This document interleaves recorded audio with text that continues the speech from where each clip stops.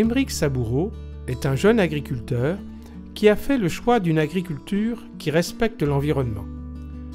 C'est un innovateur qui cherche à limiter au maximum l'usage des pesticides tout en ayant des rendements proches de ceux de l'agriculture conventionnelle. Pour protéger ses cultures, il fabrique lui-même un traitement naturel à base de lombricompost. Alors dans cette cuve, il va y avoir des micro-organismes.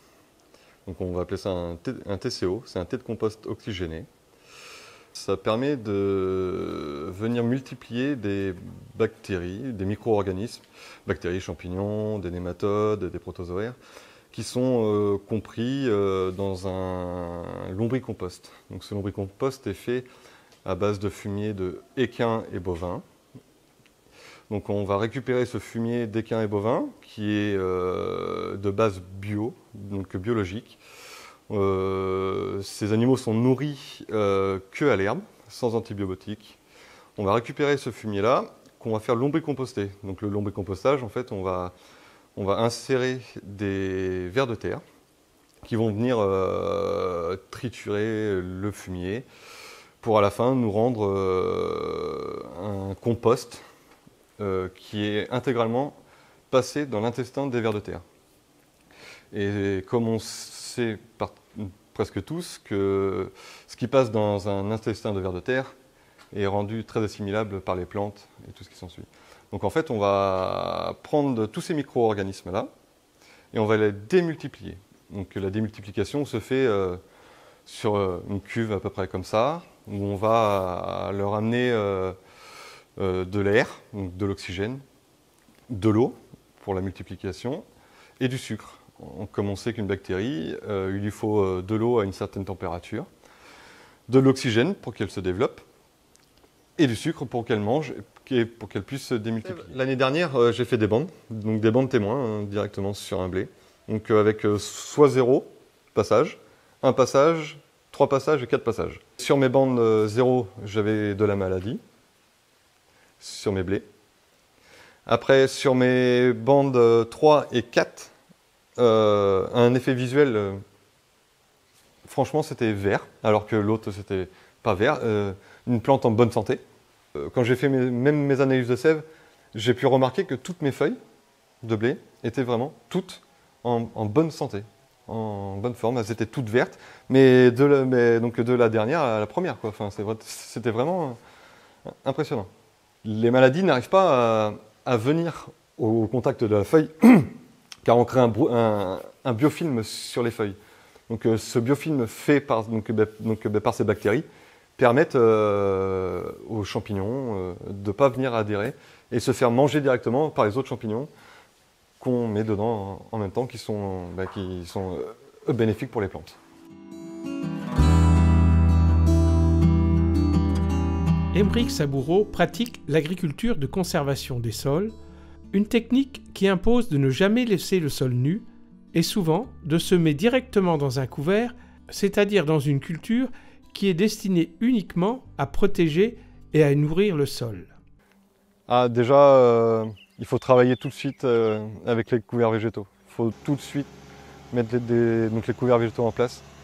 Et ça va être la base de l'agriculture de conservation des sols. En fait, il faut toujours avoir un sol couvert, quoi. Jamais nu, jamais nu. Ça, c'est la base. Après, le moins de produits phyto est pas mal aussi, hein. Ça permet de garder la biodiversité. Je parle hors sol et dans le sol aussi.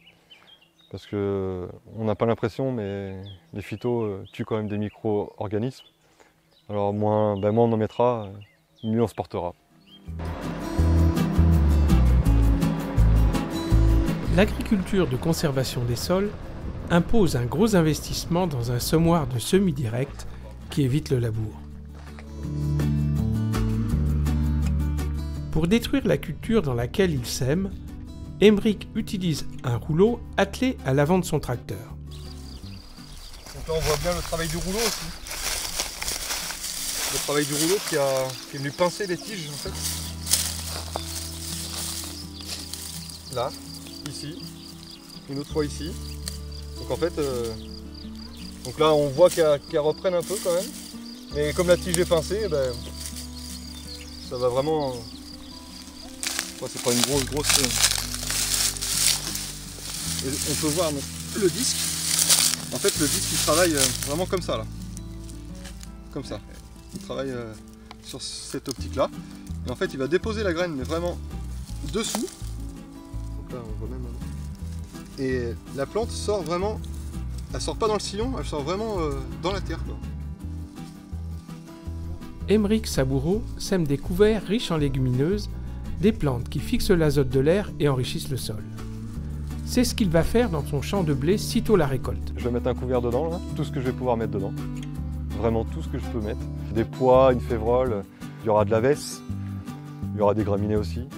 Avec cette méthode, il obtient des rendements satisfaisants et consomme presque moitié moins de carburant qu'en agriculture conventionnelle. Sur les moyennes qu'on a avant, 65 à peu près quintaux hectares, c'est ce que... Après celle-là, je pense plutôt vers les 60 là, cette année.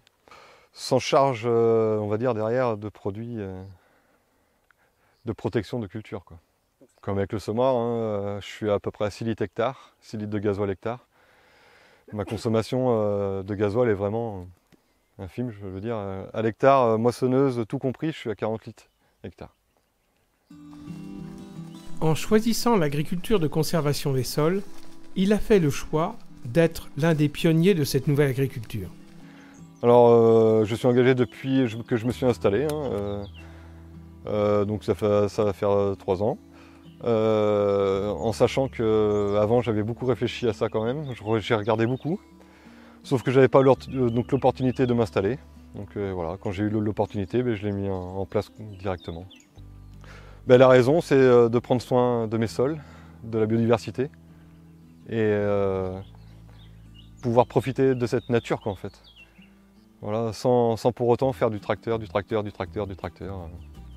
Voilà. Non, ouais, j'aimerais bien retrouver un petit peu plus de surface pour vivre de cette agriculture déjà,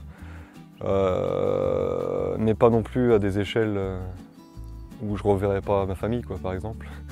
Donc voilà, je préfère aussi, alors je sais que ma femme me le répète un peu, mes enfants aussi, je passe souvent du temps dans mes champs, de trop, vis-à-vis d'eux, hein.